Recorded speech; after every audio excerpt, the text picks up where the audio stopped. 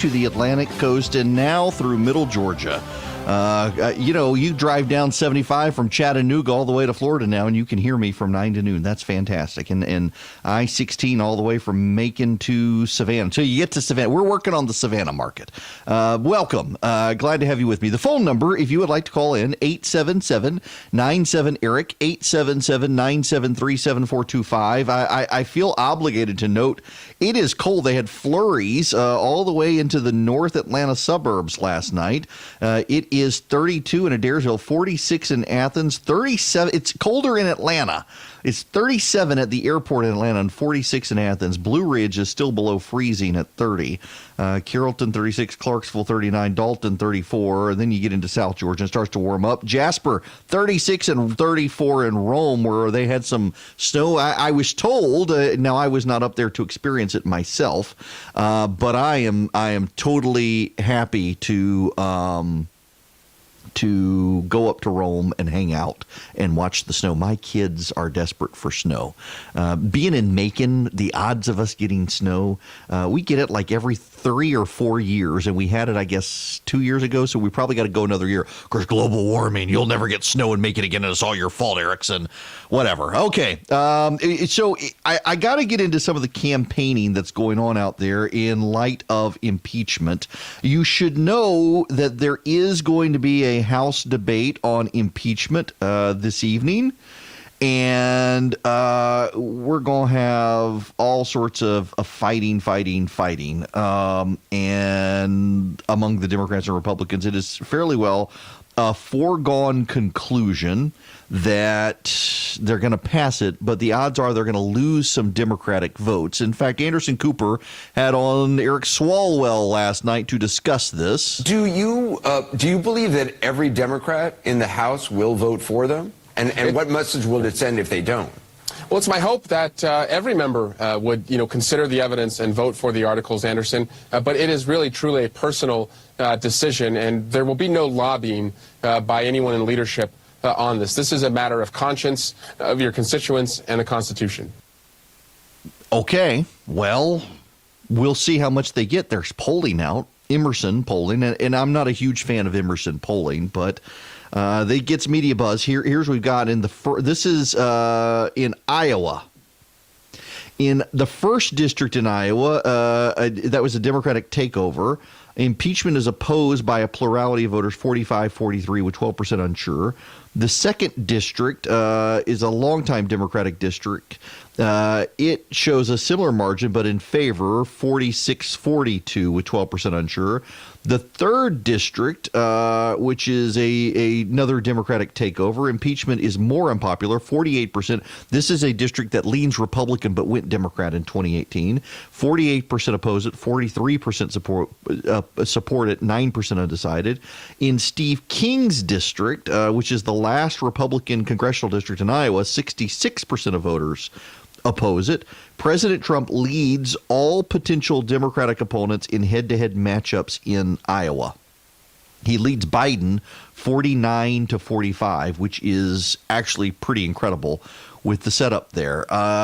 So impeachment polling is not great, but Emerson has a pretty dismal reputation as a pollster, so there is that, and people should be mindful of that fact. But the methodology from Emerson, I've always thought is well, as a buddy of mine is referring to it on Twitter right now, hot garbage. So don't put a ton of stock into that. But I will say this for the Emerson poll: it is consistent with a lot of the other polling out there that in the swing states, it is not very popular. The whole idea of impeaching the president among swing districts and swing states isn't popular. You know what? I'm going to deviate from where I was going to go with the show. We'll get there. But I want to go back to something I talked about yesterday. Not a broken record, I hope, for most of you. And we'll take your phone calls, 877-97-ERIC, 877-973-7425. We need to talk about Fox. and how this impacts impeachment. For the last several weeks, actually, we've had a lot of Democrats, in fact, complaining, and members of other news networks complaining about Fox's great sway over voters. Morning Consult has some data out. They do a lot of polling, and it turns out that in 70% of congressional districts, Fox News is the most watched news outlet. I want to give you some of this data so you can take stock of this. Fox is the most watched cable news outlet in 299 of the country's 436 districts by a margin of at least 2 points. The conservative-leaning cable giant, which launched in 1996, has led basic cable in total day viewers for 40 consecutive months, according to Nielsen. Residents in 63 districts watch nonpartisan CNN the most by the same margin, and left-leaning MSNBC is the most watched cable news network in just one district. California is second, which is north of San Francisco. Expanding that margin underscores the power of Fox News, which boasts a consumption average of at least 10 points over the other outlets in 104 districts, including 10 in Florida and 15 in Texas, while CNN reigns in 16 districts, 7 of which are in California. MSNBC disappears as a top outlet when you get to a 10-point margin over other networks. Just one district has a majority of residents turning into one outlet regularly. In New York's 12th congressional district, 56.3% of residents watch CNN at least once a week. Independents, who according to the data consume the three cable news networks at a lower rate than Republicans or independents and are often a decisive voting bloc, are slightly more likely to consume Fox News. It's the most watched cable channel among independents in 306 districts by a 2-point margin, while independents in 56 districts watch CNN the most. MSNBC, pay attention to this one. MSNBC was not the most watched cable news outlets among independents anywhere in the country. Fox News also has the highest floor among all adults by congressional district. California's 27th, which has been a solidly Democratic district since 2001, has the lowest viewership of Fox News, and still 1 in 5 residents tune in at least once a week.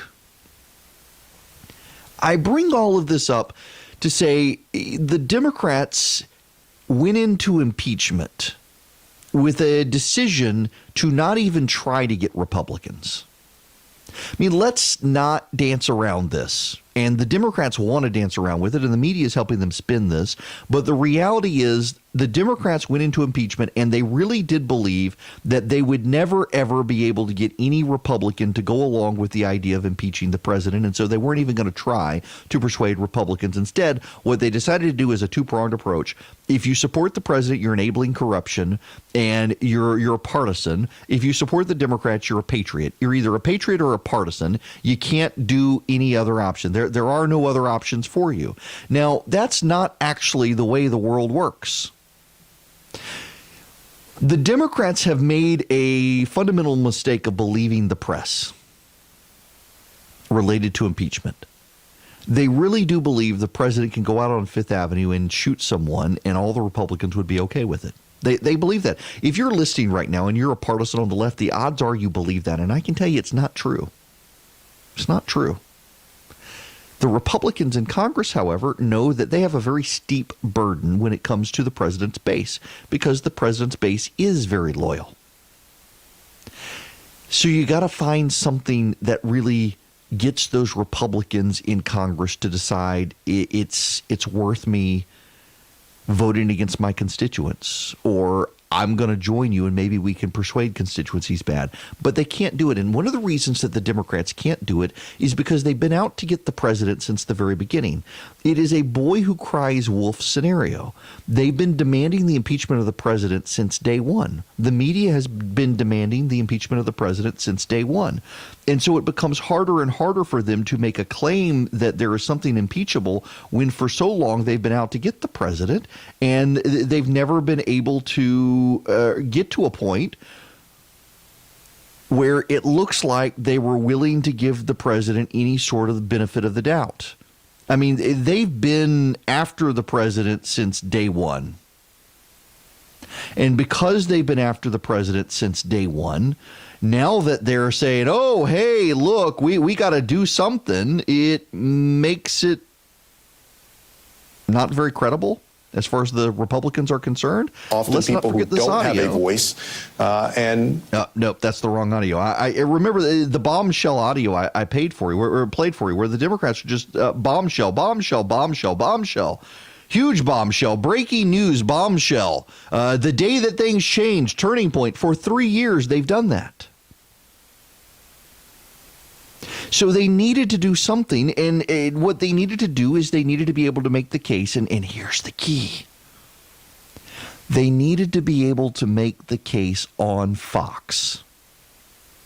Not to Sean Hannity, not to Tucker Carlson, not to Laura Ingraham, but to Martha McCallum, to Brett Baer, to Bill Hemmer, to Fox and Friends, to be able to go on and have a conversation with them. But you will recall, by and large, the position of the Democrats is to never go on Fox. You have more Republicans who will go on MSNBC and CNN than you will have Democrats who will go on Fox. The Democrats have failed to make their case because they didn't want to make their case. And now this data comes out and shows that overwhelmingly independents and Republican-leaning voters watch Fox. So you've got a large segment of the public who is engaged with the news, and they're not hearing from the Democrats because the Democrats on choices. The Democrats themselves are the ones who decided not to go on Fox. The Democrats themselves are the ones who decided not to make the case to Republicans. The Democrats themselves are the ones who decided not to do a deep dive into impeachment and try to persuade some of these Republican members of Congress. For God's sakes, you've got over 20 Republican members of Congress who are quitting Congress at the end of the year. More than half of them do not like the President of the United States. They badmouth him behind the scenes regularly. Most of them do. And the Democrats can't even get these people to go for impeachment. Here's the thing the Democrats should be asking themselves. You've got all of these retiring members of Congress, many of them who do not like the President of the United States. And yet they can't get these members of Congress who are leaving, who never have to stand before the voters again, who can give the middle finger to the voters and the president they do not even like. And they're not picking them up. Why? Why is Will Hurd not voting for impeachment? Why are these other Republicans who are leaving, who don't care for the president, not voting for impeachment? And the Democrats don't even want to ask themselves the question. They don't want to engage with the question. It's because they haven't made the case. They've done this as a political effort to harm the president for re-election. Every single conversation the Democrats have had in the last 6 months has been about fighting the president next year on the campaign trail. They've never even contemplated internally, based on their own actions and rhetoric. They've never contemplated internally impeachment would be successful. It was all a publicity stunt. There are Republicans in this Congress who do not like the president and would be happy to see him gone, and they do not care what you or I think. And the Democrats have not been able to persuade a single one of them to go along for the ride on this. Why? The Democrats should be asking that question, and they're not. And that tells you everything you need to know about the Democrats and impeachment. News and in-depth analysis from Erick Erickson, live 5 days a week and always online at the Research.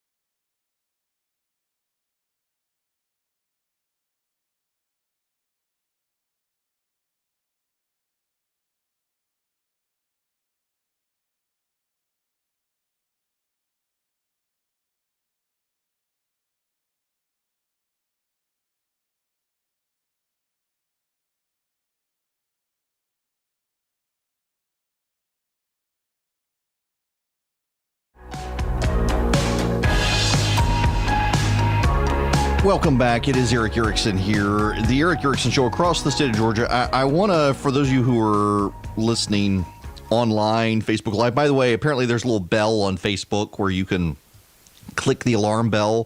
Philip, who works with me, keeps telling me to tell people who are watching on Facebook Live to click that so you'll always know when I'm live on Facebook. But I want to discuss Christmas lights for just a minute. Y'all, I was up in Bartow County Friday night at Senator Bruce Thompson's house for a party, and there is someone in his neighborhood, and they all refer to him as Griswold. It was incredible the amount of lights one person has put in their house. Their entire yard, the grass had green lights spread all over. I mean, it was incredible. I don't know what that person's power bill is. My kids want me to put more lights outside. I normally do put more lights outside, but I just haven't yet. But I want to go over some lights. Curbed.com has some recommendations for Christmas lights in Georgia. This isn't a comprehensive list, but it covers a good portion of the listening area. If you've never been to the Botanical Gardens in Atlanta, I do recommend the Atlanta Botanical Gardens. I'm going to take my kids there. They got some great Christmas lights in downtown Atlanta and at the Botanical Gardens at Atlantic Station in Atlanta. But then they've got Lights for Life in Marietta, Sunday through Thursday from dark to 9 p.m. on weekdays until 10 p.m. on Fridays and Saturdays through the end of the year.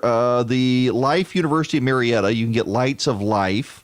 The Fantasy and Light in Callaway is my favorite. If you've never been to Callaway, down in Pine Mountain, you need to get down to. I love going to Callaway. Anyway, I genuinely like Callaway Gardens. It is a fun place to go, just relax and decompress. We used to take the kids down there every summer. We hadn't been in a few years, and they got crowded. But it's great, and the lights there are incredible. They've got the Magical Night of Lights at Lanier Islands. They've been going on since 1993, and they go through the end of the year, but admission goes up starting December 20th if you want to go to that. In Canton, there's the Holiday Lights at Veterans Park. In Barnsley Gardens, they have a tremendous light display for Christmas. If you've never been up there for Christmas, beautiful light display up at Barnsley Gardens. Highly recommend that. They've got all their gardens decorated in lights, lots of Christmas trees. That's in Adairsville. If you're in Rome or Dalton or Jasper, you should absolutely get over there to the Festival of Lights. And then there is here in Macon, where I am. They've got the entire downtown decorated in lights now. I had heard it was 150, 200,000 lights. I was corrected at a dinner last night. They've now got 500,000 lights. The Macon Pops have recorded a bunch of music, and the lights are in sync with them. It's a beautiful display. That's the information I have now. If you've got big displays of lights in your area, I'm assuming there are some in Athens, in Northeast Georgia and the like. Happy to give them a shout out as well for people to be able to get to them. I love putting up the Christmas lights. Well, I used to. This year, Christmas and Thanksgiving were so compressed, I just didn't get a chance to do it all. And every time I've thought about going out and adding more lights, the weather sucked. So I haven't. But I do have some more lights I probably need to add outside. But can I confess to you guys something? I haven't put out the nativity. And normally I put out the nativity. We've got several nativity pieces, and I forgot to put them out. I got so busy with everything else, getting the tree up and getting the lights up outside and getting the nutcracker out on the. We got a giant nutcracker on the front porch. I totally forgot to do the nativity, and I guess I need to. Yeah, I was talking to Marty Kipp, the governor's wife, last Friday, and they have a number of nativity scenes in the governor's mansion, and she's gone through and she's taken all the baby Jesus out. Now, I've never met someone who grew up this way. I've heard of people who grew up this way, But she said when she grew up, the baby Jesus was put out on Christmas morning or Christmas Eve before you went to bed. You put out baby Jesus, so he's there on Christmas morning for the nativity. So she's taken the baby Jesuses out, and she'll put them out for Christmas morning because that's when Jesus comes. And I finally know someone who's done that. I've heard, like, I know friends who say, "Oh yeah, my friend grew up and you never put Jesus in the nativity until Christmas morning." Now, as the First Lady of Georgia was telling me, she's put them away and she's hoping in the governor's mansion, which they're still getting used to, that she'll remember where they all are when Christmas morning comes. So baby Jesus can come out on display. All right, we got more stuff coming up. The Quinnipiac polling for Joe Biden is pretty incredible numbers. And Marjorie Taylor Greene, who's running in the 6th Congressional District here in Georgia against Karen Handel for the opportunity to run against Lucy McBath, is flirting with the idea of moving up to Rome to run in Tom Graves' seat. This seat covers northwest Georgia. The center of it is Rome. It stretches down to Paulding County as well. And she's thinking of leaving the 6th where she lives and moving into that congressional district to run in the northwest Georgia seat that Tom Graves has held. He is retiring. We will get into all of that, and we'll do a deep dive on impeachment so you can be the most educated person in your circle of friends on what impeachment actually means.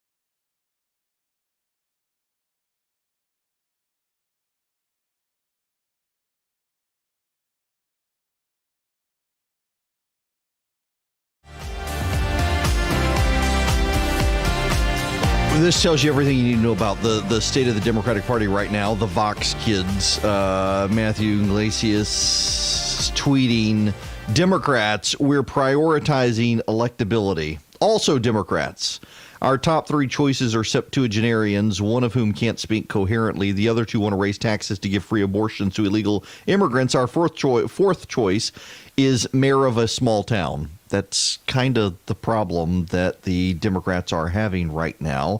Joe Biden maintains his lead in the Democratic polling. In fact, he's bounced a little bit. Buttigieg has gone down a little bit. Warren and Sanders coming back up slightly. Sanders now leading Elizabeth Warren again.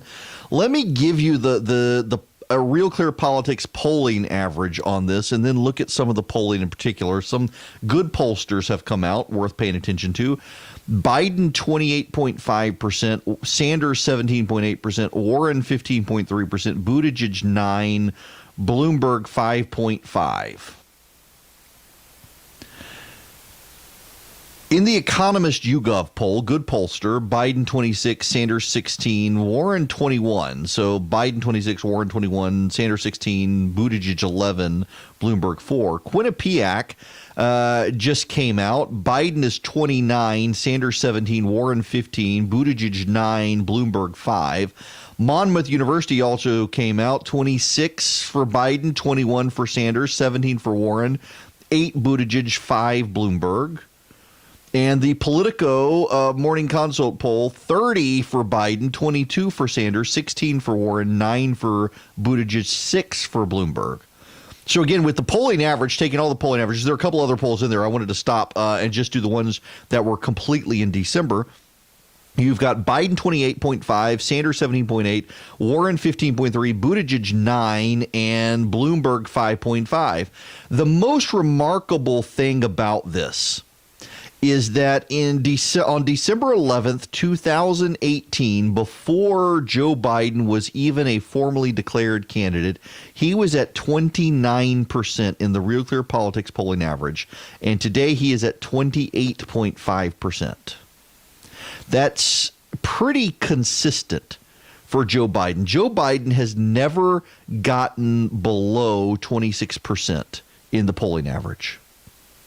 He has never gotten. The only person who has ever gotten ahead of Biden in the Real Clear Politics polling average was Elizabeth Warren and Biden. And they were statistically tied on October 8th, 2019, with Warren at 26.6% and Biden at 26.4%. Now, here's the thing about the Quinnipiac polling that is so amazing. In the Quinnipiac poll, Joe Biden has 51% of black voter support. 51% black voter support. That is obscenely high for any of these candidates right now, and it suggests he's not going anywhere. Just let me put this in perspective for you. The margin of error for Quinnipiac. Hang on, let me make sure I get the margin of error right for Quinnipiac. The Quinnipiac margin of error is, oh gosh, I'm sorry, I thought I had it immediately. Oh, here we go. Margin of error is 2.5%. 2.5%. 1,553 self-identified registered voters, margin of error 2.5%. Okay, 665 Democratic voters with a 3.8% margin of error for the Democratic internals. So with the Democratic internals, Joe Biden is 51% with black voters, Sanders is 13%, Warren is 12%, No Idea is at 10%. Bloomberg is at 4%, Buttigieg is at 2%, Klobuchar 2%, Steyer 2%, Yang 2%, everyone else less than 1%. So don't know who I'm voting for is 6 points ahead of Bloomberg, 8 points ahead of Buttigieg. With a 3.8% margin of error, Buttigieg could still have negative votes with black voters. He could still be negative votes with black voters because the margin of error is 3.8%, and he's only getting 2% of the vote. Buttigieg continues to be a candidate rich white people like, and that's going to start weighing on him in Iowa. And the reason it's going to weigh on him in Iowa is, what is the most important thing about the Iowa caucuses? What is the most important thing about the Iowa caucuses? Anybody got an answer? I'll tell you. It's first. The Iowa caucuses are, particularly among the Democrats, highly unrepresentative of the Democratic Party. It is overwhelmingly white, overwhelmingly old, overwhelmingly straight. It is not representative of the Democratic Party. The diversity of Iowa is the diversity of snowflakes. Every single one is individually unique, and they're all white. That is the Iowa caucus. And it's going to be problematic for Pete Buttigieg because though Iowa is really white, the Iowa caucuses, the most important thing about it is first. And the Iowa caucuses want to stay first. And the Iowa caucus voters, Democrat and Republican alike, really do believe if you go too far outside the mainstream of electability and candidates, that's going to hurt their rationale for staying first. If Iowa were to give Pete Buttigieg the nomination and then he flamed out everywhere else, I mean, just blaze of glory, burns out, can't get traction anywhere, then there would be a compelling argument for removing the first in the nation caucus status for Iowa, because the Iowa voters are so far out of line with everyone else. So as you get closer, what tends to happen, and there's been some political science research done on the polling here over the last number of caucuses and over the last several decades, that the candidates who are gaining traction in Iowa, but the news cycle is reporting they're not gaining traction anywhere else, they begin to fade in Iowa. And they begin to fade in Iowa because the Iowa voters, Democrats in their caucus, Republicans in their caucus, decide it would be bad for them to pick a candidate so far out of the mainstream of the Democratic Party in terms of levels of support that they are cratering and lose their opportunity to continue to be first in the nation. They can't go with someone who the rest of the party and the rest of the states reject. Now, let me read you some of the Quinnipiac polling data. In the Democratic primary race for president, Joe Biden is in the best position he's had since into the summer. 29% of Democrats and independent voters who lean Democrat are supporting him. I love that they do the pronunciation guide. Kwin, Quinn, Uheapac, ACK, Quinnipiac, the Quinnipiac University National Poll. Biden is followed by Sanders, and then Warren, and then Buttigieg. Michael Bloomberg has 5%, Andrew Yang 4%, Klobuchar 3%. No other candidate tops 2%. In November, Biden had 24, Buttigieg 16, Elizabeth Warren 14, Sanders 13. This is the first time Biden has had a double-digit lead since August, and Sanders' best number since June. While Warren's numbers seem to have stabilized, Buttigieg's numbers have dipped. Slightly more than half of all registered voters, 51%, think President Trump should not be impeached. Breaking news, this is actually a big headline. Slightly more than half of all registered voters tend to think the president should not be impeached and removed from office. 45% say he should be impeached and removed. Now, why is this important? If you are a longtime listener of this program, I'm letting your brain spin. Are you ready for this? I need you to pay attention to this, please. Just while you're typing away on your keyboard at the office and you're listening to me, you're in your car and you're distracted. I need you to listen right now. Pay attention. I'm not going to whistle on the radio. 51% of registered voters think the president should not be impeached and removed from office. The reason this is important is because in groups of polls, registered voters tend to lean Democrat. If you were to survey all adult Americans, you would have a 4 to 6 percentage point skew towards the Democrats. When you poll registered voters, you have a 2 to 4 percentage point skew towards the Democrats. It's only when you get to likely voters that the Democrats have no more than a 2 percentage point polling, the margin of error basically, 2 percentage points. The reason for that has a lot to do with the lack of people who vote and the self-identification of people who vote. There are actually more people in this country who lean towards the Democrats, maybe not socially, but they certainly do lean towards the Democrats. They view the Republican Party as the party of rich, white, elite people. Even though the Democratic Party now is the party of rich, white, elite people, look at Buttigieg's success. But that's how the American public sees it. And so if you're a poor to middle class person in this country, you tend to still identify to this day as more Democrat and tend to be more sympathetic to Democrats. It's only when you get to the people who actually vote in this country, the actual likely voters, where you get a real good mix of evenness. So you've got 51% of the president should not be impeached and removed from office with registered voters. That means the odds are 53 to 54% of Americans actually oppose the president being impeached and removed from office when you get to likely voters. So a majority of Americans in this, you add in likely voters, you see an even a bigger shift towards the president, oppose impeachment of the president of the United States right now and removal. That's a pretty significant percentage point. If the general election for president were held today, 51% of registered voters, again, 51% of registered voters would vote for Joe Biden. So reduce that by 2 points, you get him at 49%. 42% say they would vote for President Trump.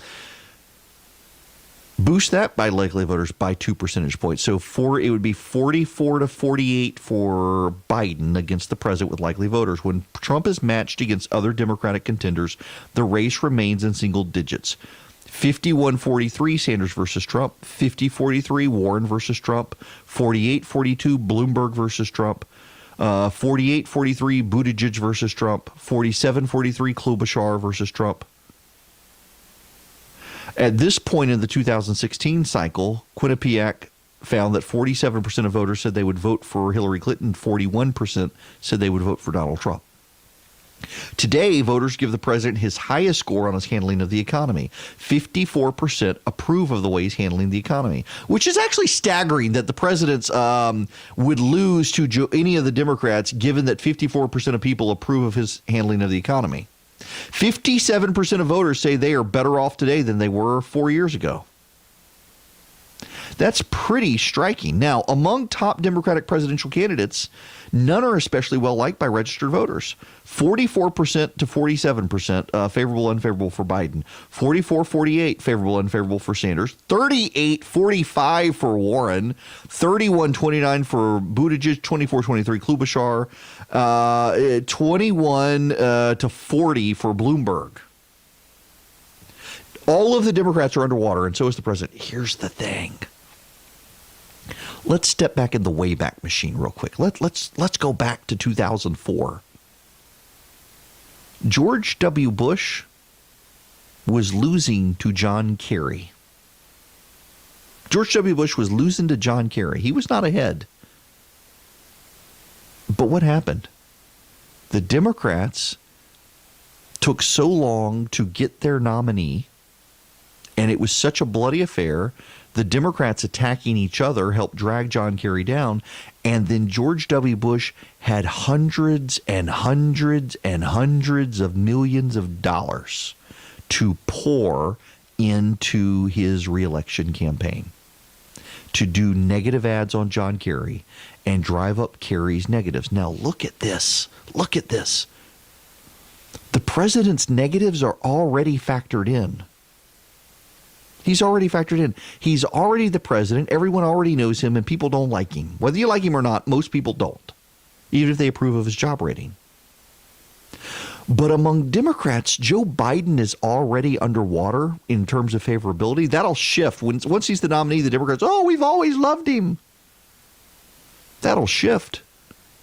But the public at large, that's really bad for Joe Biden. And look at Elizabeth Warren. This is why Elizabeth Warren is not going to be the nominee for the Democrats. 38% favorability, 45% unfavorability for Elizabeth Warren among Democrats. She's not going to be the Democratic nominee. It's going to be Joe Biden.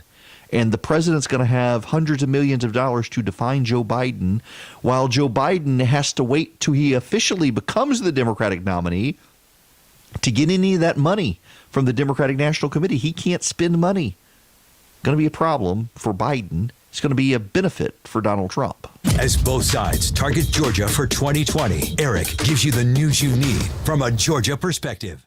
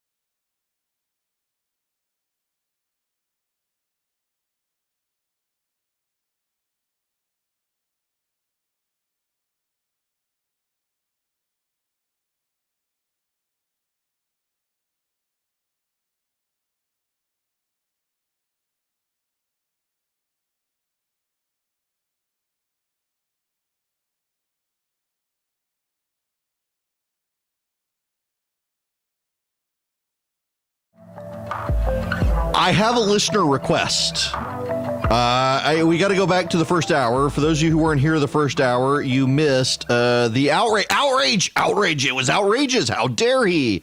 Outrage of the president of the United States' campaign team tweeting out a meme. It was a video with the president's head digitized onto Thanos, as Thanos snaps wearing the Infinity Gauntlet, and the Democrats holding their press conference about impeachment all turned to ash.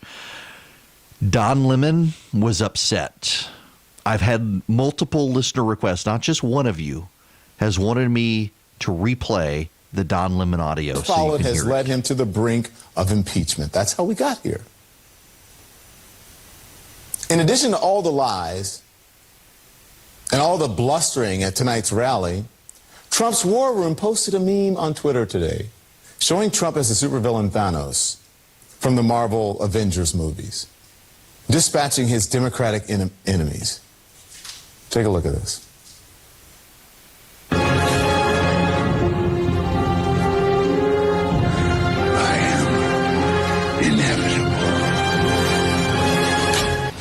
On this solemn day, I recall that the first order of business for members of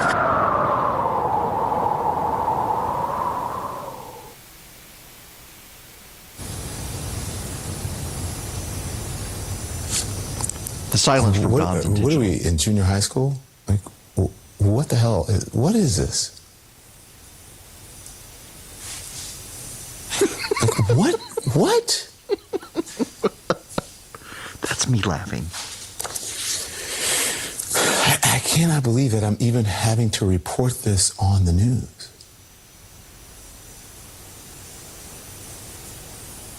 This is crazy.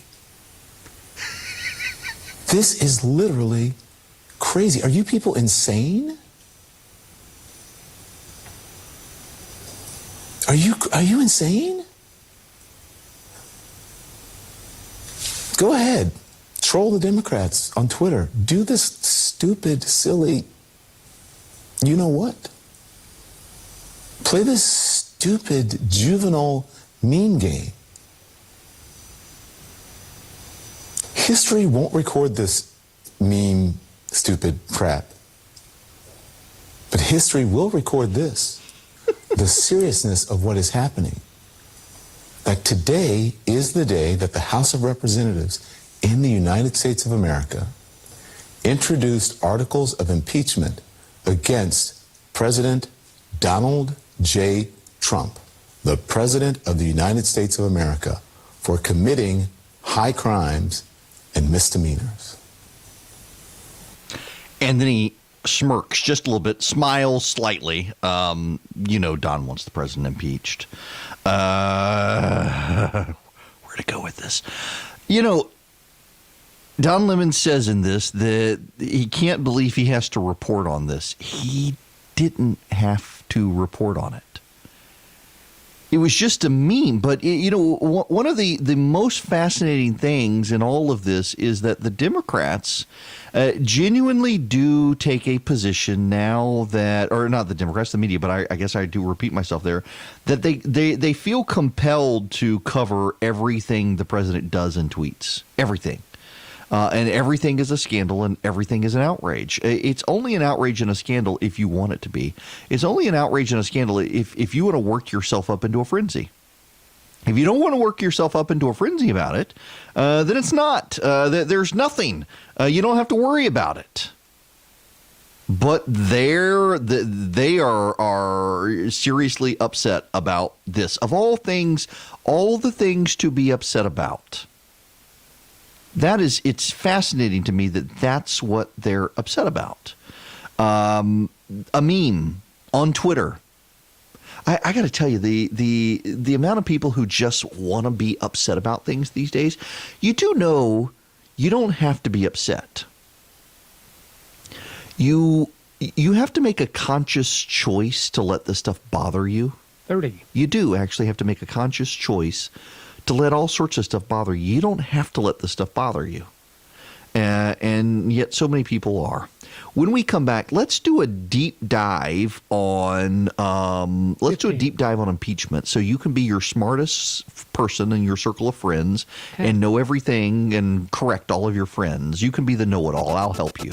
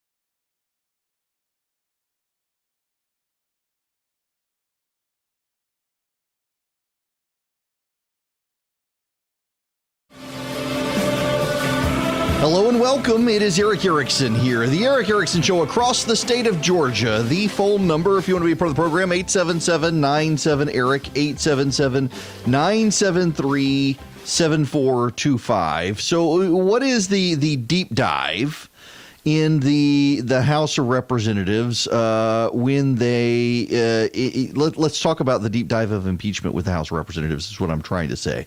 Hang on one second. House impeachment procedure. I wanted to pull up. Yes, here we go. Yeah. You need to understand the precedent of what the Democrats are dealing with, and I want to make sure that you understand the history of impeachment. The history of impeachment is very interesting because impeachment actually happens more than you realize. And because it happens more than you realize, there's actually a history behind impeachment. There is a lot of historic arguments related to impeachment that get left out, and the place to go to look at that is the House Practice and Procedure. House Practice and Procedure is essentially a legal guide that has been developed historically over a number of generations, really. I mean, going back almost to the founding, a compilation of precedents and procedure. And I want to dive into this with you so that you understand the state of play. What's going to happen next? There's going to be a debate tonight on the floor of the House about impeachment. They will vote on articles of impeachment and go from there. Now, historically, what happens is there's a formal vote to begin impeachment proceedings, and the Democrats have somewhat contradicted their own practice and procedure in this. But they began by referring impeachment to a committee. They did it with Nixon. They did it with Judge Walter Nixon, Judge Alcee Hastings, Judge Samuel Kent, Judge Thomas Porcius. They did it with Bill Clinton, where a report comes into the House and they refer it to a committee to begin consideration of impeachment, and that committee then drafts articles of impeachment, which are then voted on by the House. The Democrats have defied that to some degree. They have, and it suggests they don't actually have the votes or have not had the votes, and now, of course, they're rushing into this. Let me read you this quote. This is from the House Practice, the Manual on House Precedent Rules and Procedures. Under the modern practice, an impeachment is normally instituted by the House by the adoption of a resolution calling for a committee of investigation of charges against the officer in question. The committee may, after investigation, recommend the dismissal of charges or may recommend impeachment. Resolutions introduced through the hopper that directly call for an impeachment are referred to the Committee on the Judiciary, whereas resolutions calling for a committee investigation with a view towards impeachment are referred to the Committee on Rules. It matters because the Speaker has said the House wouldn't engage in a formal process and then decided that they would, and they bypassed that. Under normal circumstances, again, this is from House procedure, under normal circumstances, the distinction might not matter. It does this time because Democrats have asked for the help of federal courts to sort out grand jury testimony and decisions. Well, the judges have come back and said, look, this is whether the House did their old procedure or not. The Constitution says the House writes its own rules and they can do it how they want. And that's true. And that happens with the Senate as well. And it's part of the conversation that's been missing. The House and the Senate write their own rules under the Constitution, and no court can undermine those rules. Impeachment is a political process, and it is a constitutional remedy, and it has happened more than 60 times. Even if you haven't heard about it, it more frequently happens with judges than it does with anyone else. 19 of the 60 cases have resulted in impeachment by the House. President Johnson in 1868, Secretary of War William Belknap in 1876, Senator William Blount in 1797, President Clinton in 1998, and 15 federal judges. Only 8 impeachments have led to Senate convictions. All of them have been federal judges. Now, I need to clarify for you, of the more than 60 times impeachment proceedings have begun, The majority of those times, all but 19, the committees abandoned the impeachment effort. So 19 of the cases resulted in articles of impeachment. An impeachment is instituted by articles of impeachment, which states the offenses charged. The articles serve a purpose similar to that of an indictment in an ordinary criminal proceeding. The power of impeachment is bifurcated by the Constitution. The House has the sole power of impeachment, and the Senate has the sole power to try impeachments. Impeachments can be brought, according to the Constitution, against the President, Vice President, and all civil officers of the United States. Conviction of treason, bribery, or other high crimes and misdemeanors is followed by removal from office and may include disqualification to hold further office. The term impeach is used in different ways at various stages in the proceedings. A member may claim time on the floor to impeach an officer in presenting a resolution. The House votes to impeach in the constitutional sense. The Senate conducts a trial on articles of impeachment and either convicts by a 2/3 vote or acquits. Now, let me give you some history here, because one of the contentions by the president and by the president's supporters is that the president of the United States is being charged with things that are not crimes. It is true.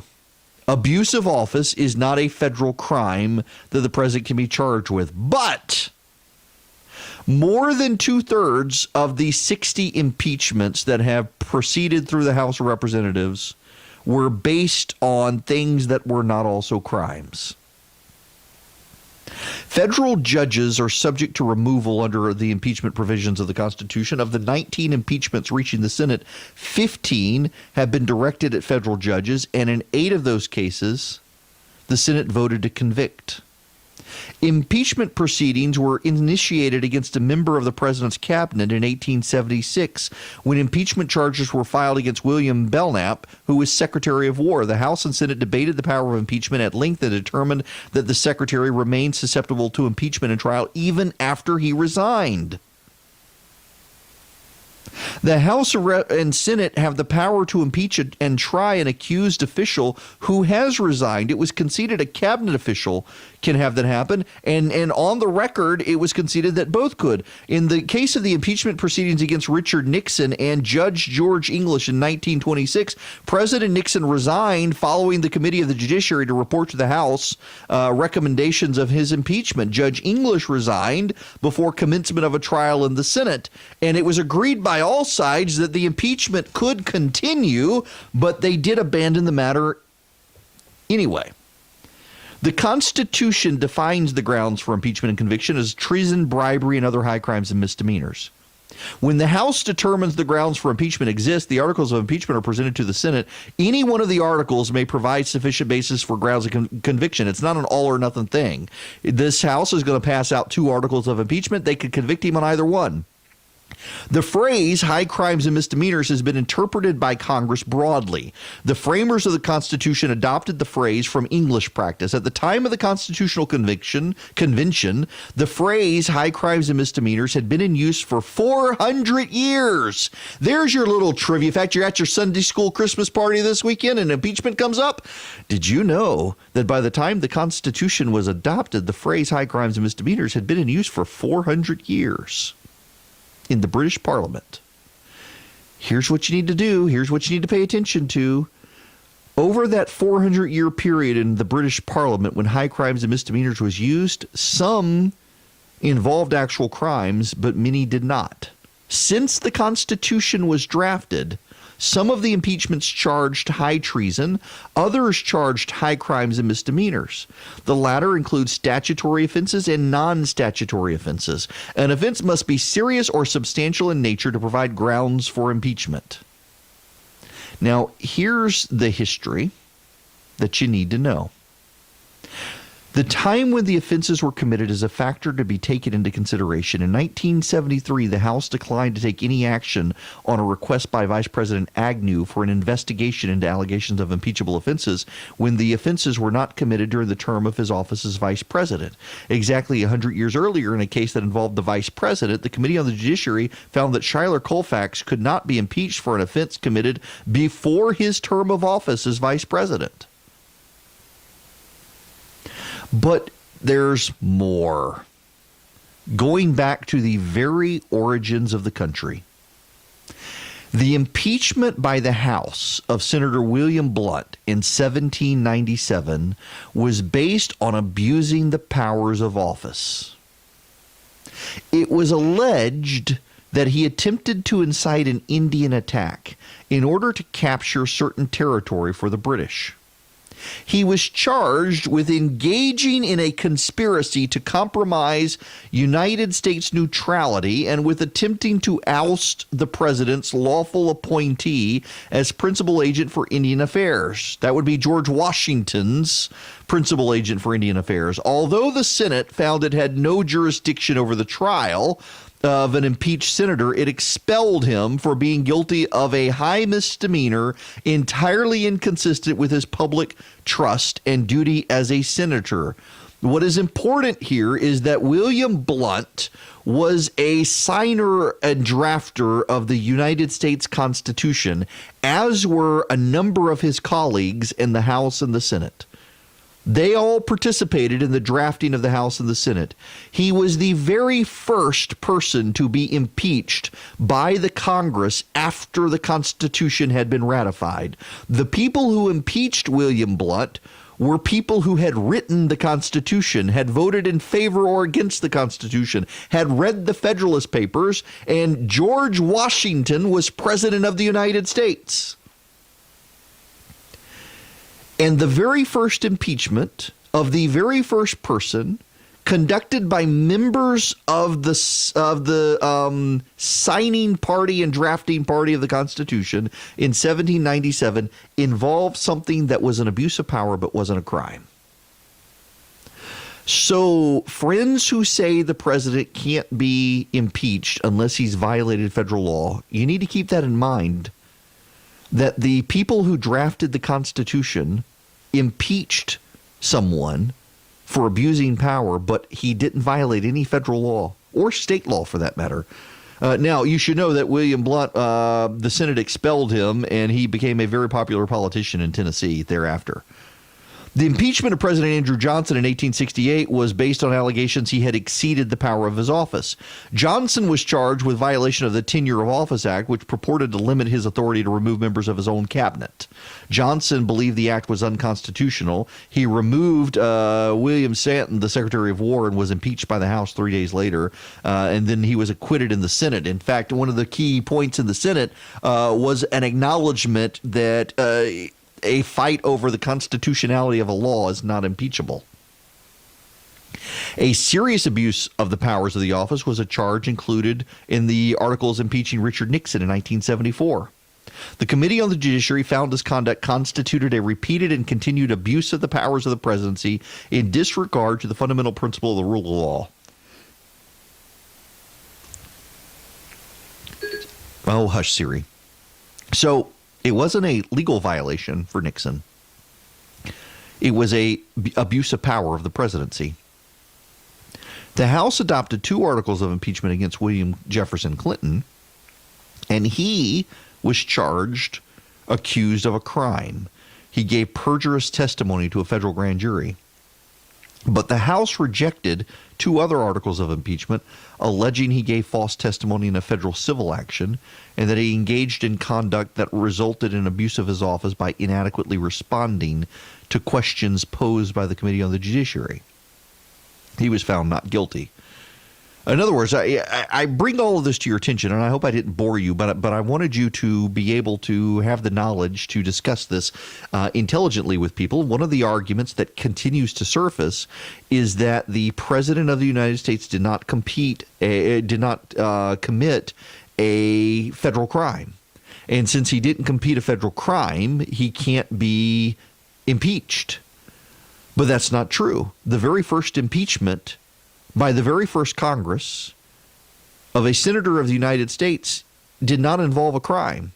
It involved an abuse of office. In fact, the most common impeachments are about abuse of office, not federal crimes. And you know what the second most common cause of impeachment is? Behavior grossly incompatible with the office. What is behavior grossly incompatible with the office? Well, Judge John Pickering was impeached in 1803 because he was so drunk on the stand overseeing a trial that the House and Senate decided his behavior was incompatible with the office. Associate Supreme Court Justice Samuel Chase was impeached in 1804. He was charged with permitting his partisan views to influence his conduct in trials. He was acquitted by the Senate. Judge Wes Humphreys was impeached by the House and convicted by the Senate on charges he joined the Confederacy without resigning his judgeship. Think about that. He was impeached for just not resigning his judgeship. Had he resigned his judgeship and joined the Confederacy, they wouldn't have impeached him. Mark Delaney was a judge. He was impeached in 1873 for personal habits that included getting drunk and taking bribes. He resigned and the Senate failed to impeach. George English was impeached by the House in 1926 for showing judicial favoritism and his failure to be impartial. It was alleged that his favoritism had created distrust. He resigned. Sam Kent was impeached in 2009 for sexual misconduct with court employees. He resigned before the Senate began its trial. And then, of course, there's Bill Clinton. The third most common thing for impeachment is improper purpose, using the office for personal gain, which is where the Trump impeachment would lie. So the top three reasons for impeaching someone are abuse of power, behavior incompatible with the office, and using the office for personal gain, not for violating federal crimes. There are certainly federal criminal statutes that have gotten people impeached, but including Bill Clinton, perjury before grand jury is a federal crime. But by and large, it's abuse of office that gets them impeached, not federal crimes. So when you hear people this weekend at your Sunday school party say, the president hadn't been charged with a crime, how can he be impeached? Well, you can tell them, hey, we've had 60 impeachments since 1797, and 2/3 of them didn't involve federal crimes, just abuse of office. And the first ones were done by the signers of the Constitution. Well connected and well respected. It's Erick Erickson.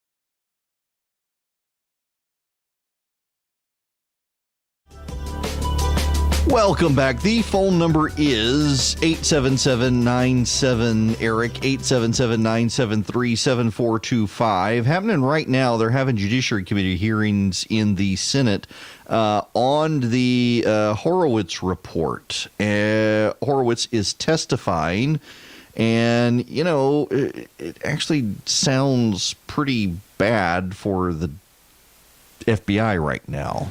Nevertheless, we found that investigators failed to meet their basic obligations of ensuring that the FISA applications were scrupulously accurate. We identified significant inaccuracies and omissions in each of the 4 applications, 7 in the first application and a total of 17 by the final renewal application. You know, what's getting drowned out in all the conversation over over what the president did or did not do, what the FBI did or did not do, is that the FBI takes out these FISA warrant applications and they failed to disclose to a federal court information that could have been exculpatory. And, well, here's the Attorney General talking about what the FBI did. And I think that leaves open the possibility to infer bad faith. Do you still stand by your statement that the campaign was spied upon? Well, it's clearly spied upon. I mean, that's what electronic surveillance is. I think wiring people up to go in and talk to people and make recordings of their conversations is spying. I think going through people's emails, which they did as a result of the FISA warrant, they went through everything. It's funny to hear the Democrats suddenly say that that's not spying. And that's what they're attacking Barr over, is saying that that's not spying. Spying means something else. I don't know that that's going to go well with the American public if they find out the extent of what the FBI actually did.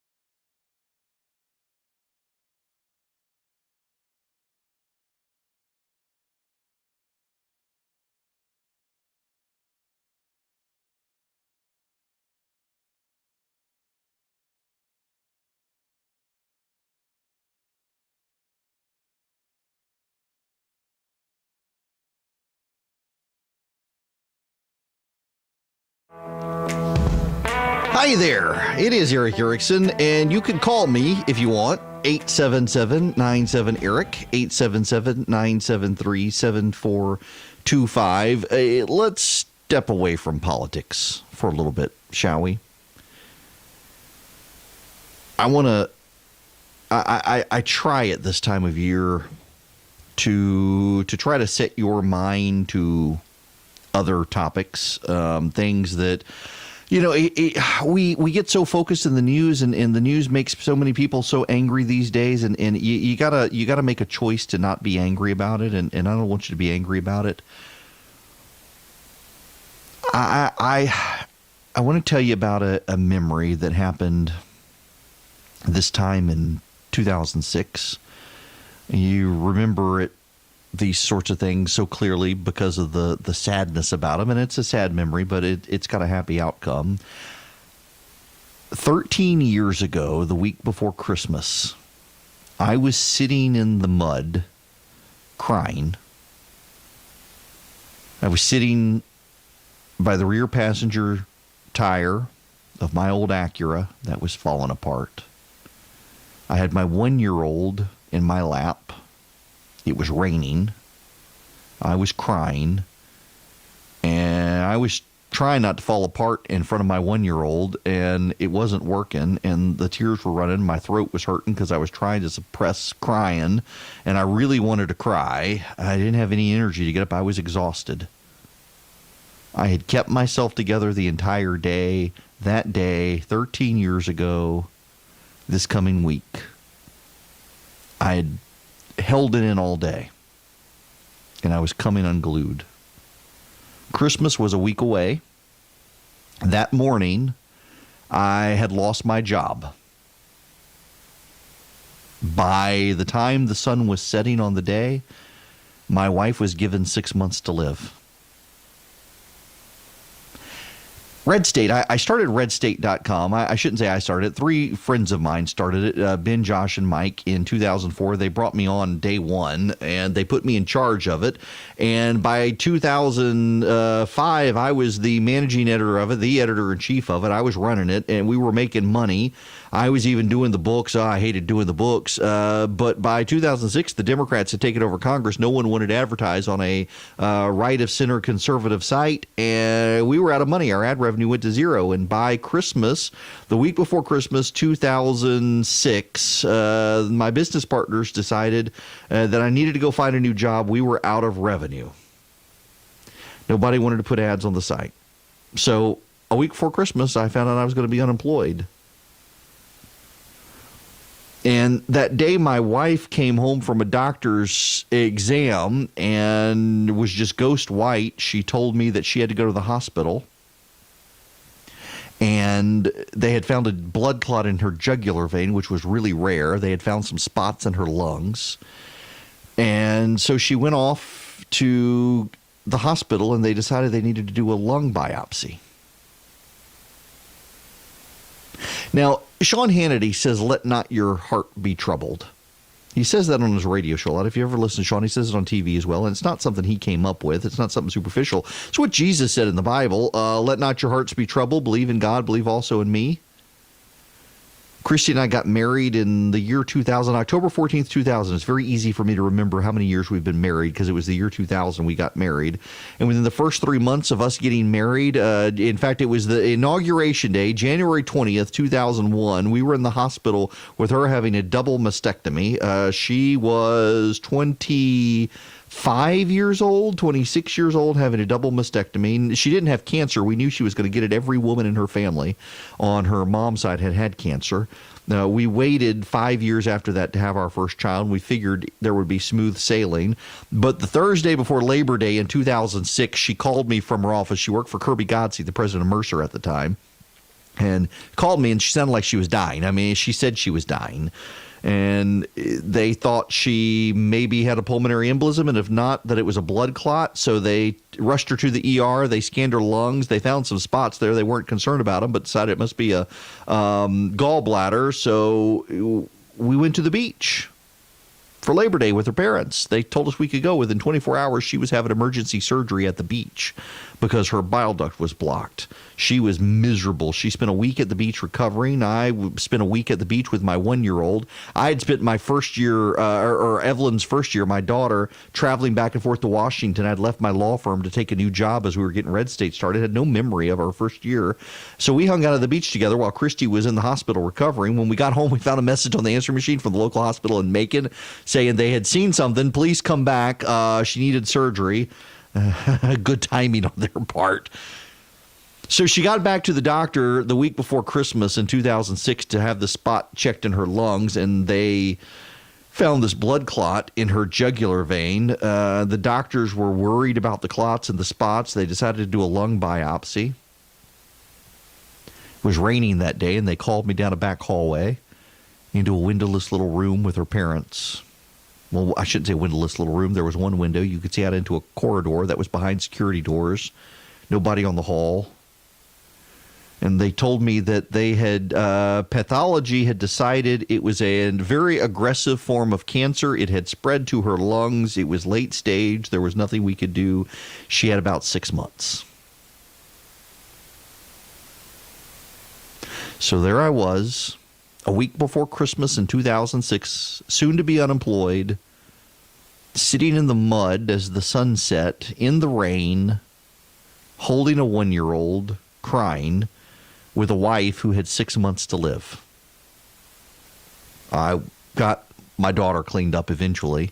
We got inside, got dry, got her fed, got her in bed, had relatives come take care of her so I could go back to the hospital. You know, I had to be the one to tell my wife she had 6 months to live. The doctors had to go to the ER to help in the ER. And so I was the one who held her hand and looked her in the eyes as she woke up from anesthesia and said, they have figured out you've got cancer and it's too far gone and there's nothing we can do. There's nothing they can do. And she didn't believe me. And I got back to the hospital and I told her again, by this time our preacher was there. And I told her again, I said, sweetheart, they said there's nothing they can do. It's too far gone. We've got about 6 months. And we had conversations the way you have conversations when you think you're going to die. She didn't think she was going to die. I thought she was going to die. I knew she was going to die. The doctor said she was going to die.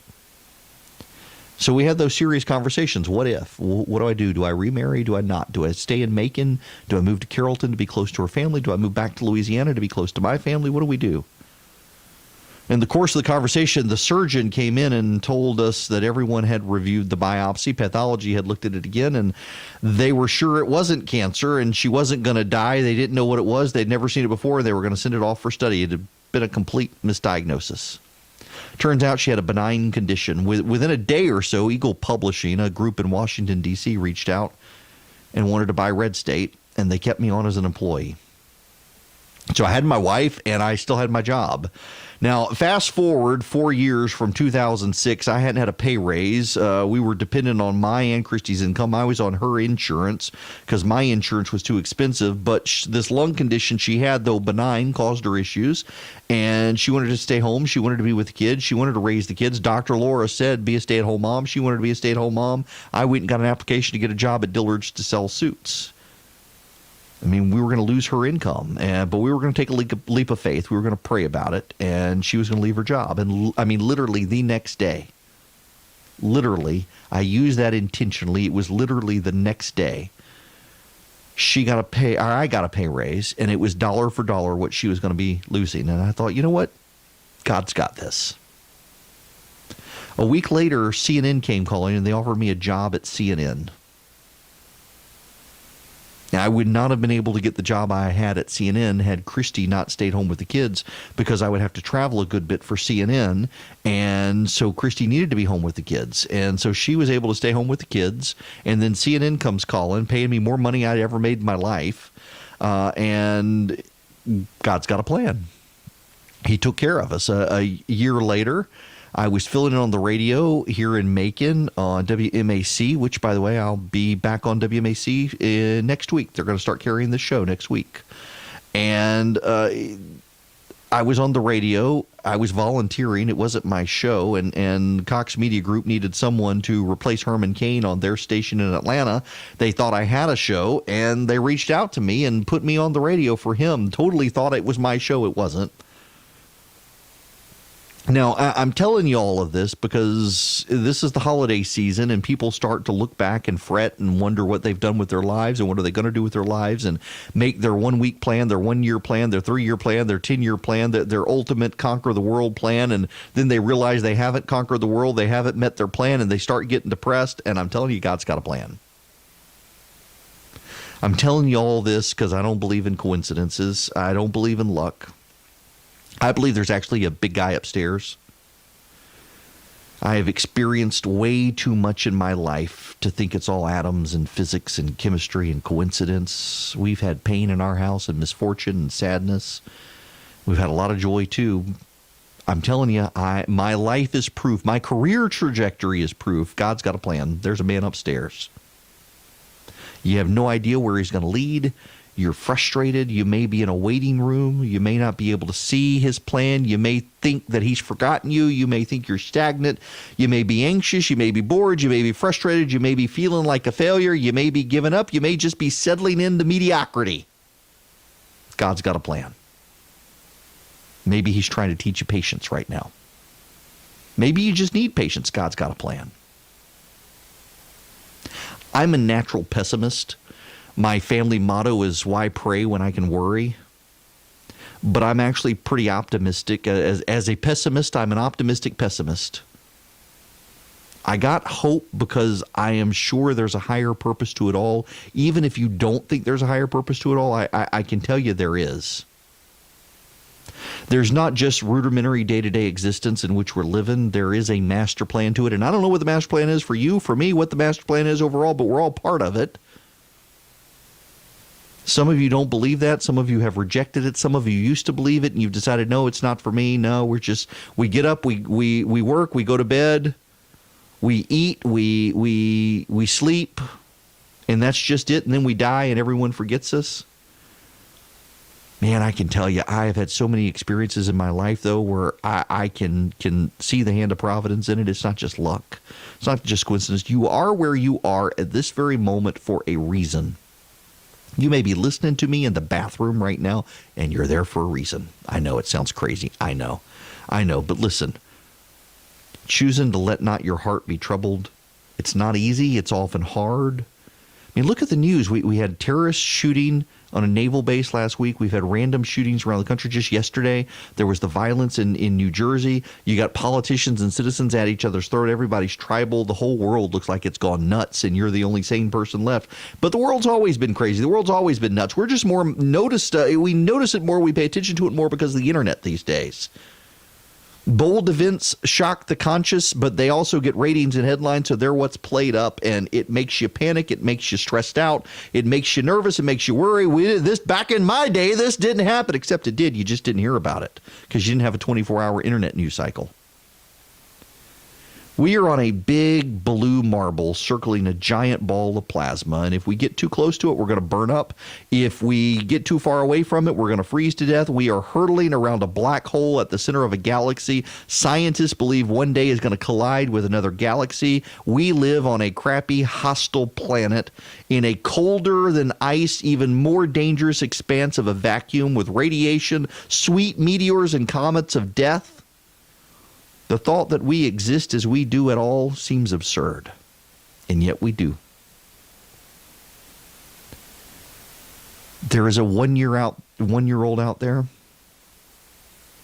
who's going to see her father cry and pat him on the face to tell him it's okay, even though she doesn't understand. You're going to experience strangers like in Pensacola last week who ran towards the danger instead of away from the danger to help other people. You're going to have a neighbor next door to you in your apartment or your house who are willing to build community with you if you'll let them. The world's not fair. It's a crazy place. There is actually real bad. There is actually real evil. But the good shines through if you let it. The right overwhelms the wrong. The very real good slays the very real evil. The smile breaks through around the tears. It's your choice to be angry. You don't have to be mad in an insane world. You can be happy. You can choose to be optimistic. You can choose to let not your heart be troubled. You can choose to not let the politics of the day drag you down in despair and anger and tribalism. You don't have to have a spittle-filled rage about the impeachment or what the Democrats are doing or what the president is doing. I am a man who looked my wife in the eyes and told her she was going to die. And she didn't. Thank God. She's still with me. I can tell you confidently it is not easy to not let your heart be troubled, but it's a choice.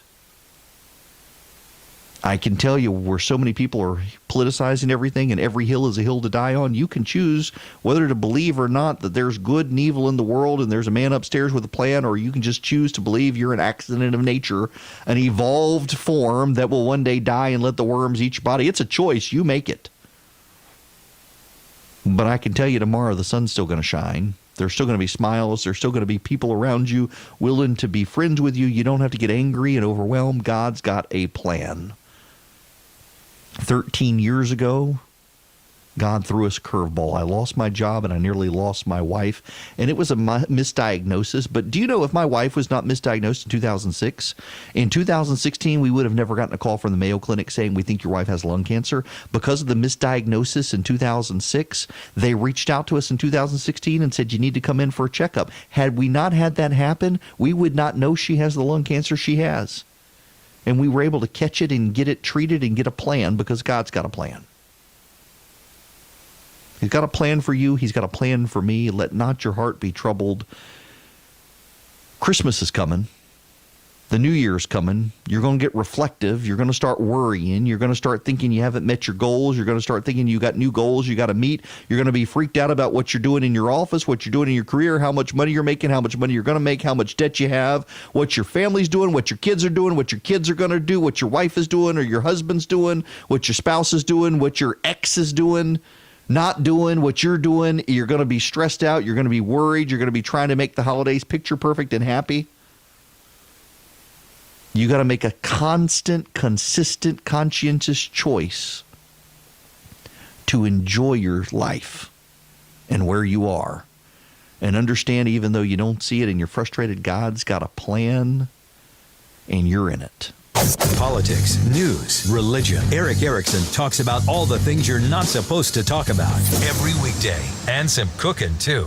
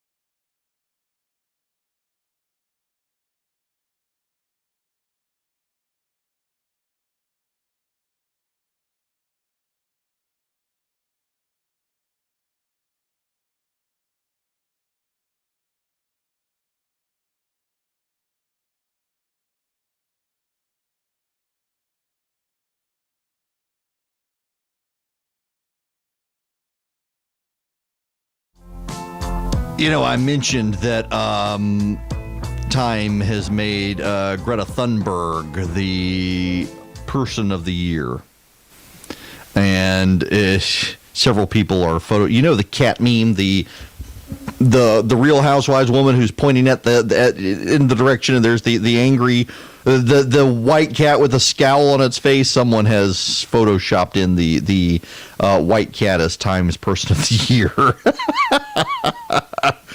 Oh, that's the internet I'm here for. It's wow. The whole thing is crazy. By the way, before I get out of here, I got a story. Where did I see this? WRDW it reports that the U.S. Department of Agriculture is putting up nearly $1.5 million to help control Georgia's wild hog population. The funding is part of a program called the Feral Swine Eradication and Control Pilot Program.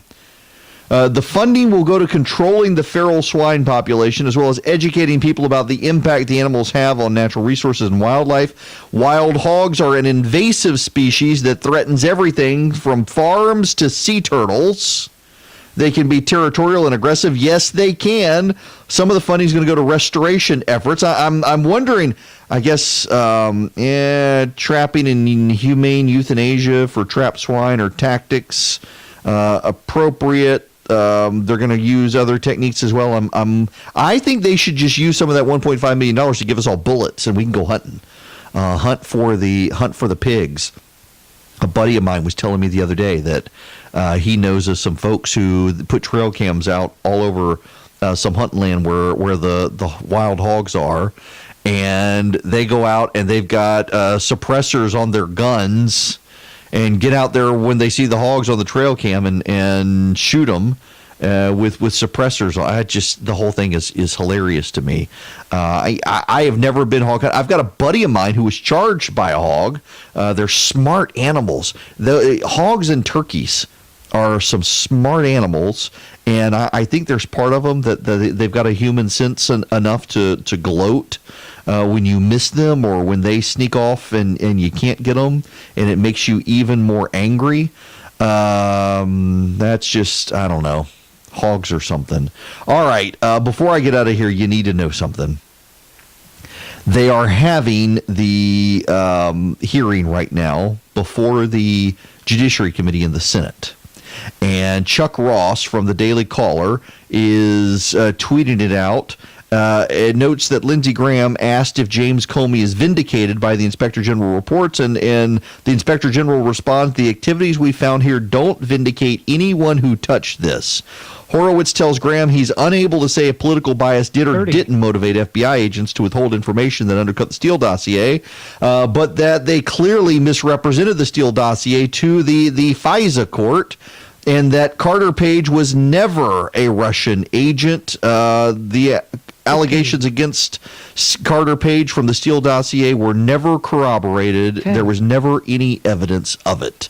Man, sounds like Carter Page got a bad deal.